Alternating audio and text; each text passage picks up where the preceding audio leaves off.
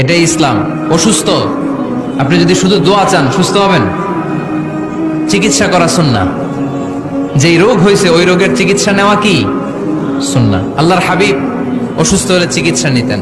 হাতে একবার বিচ্ছু কামড় দিল আল্লাহর হাবিবের আঙ্গুলে, তিনি রেগে গেলেন, ব্যথা পেলেন, আর বিচ্ছুরে বললেন, আরে বিচ্ছু, মানুষও চিনোস না, নবীও চিনোস না, কোথায় কামড় দিতে হবে এটাও জানোস না। কিন্তু কামড় যখন দিয়ে ফেলছে বিশ্বনবী ব্যথা পাচ্ছেন। বিশ্বনবী সূরা ইখলাস পড়ে ফাতিহা পড়ে ফু দিতে লাগলেন, আর আম্মাজান আয়েশাকে বললেন লবণের পানি গরম দিয়ে ঢালতে থাকো। আম্মাজান আয়েশা লবণের পানি আনলেন। লবণের গরম পানির ভেতরে সোডিয়াম ক্লোরাইড আছে, ন্যাচারাল পেইন কিলার, ব্যথা নাশ করে।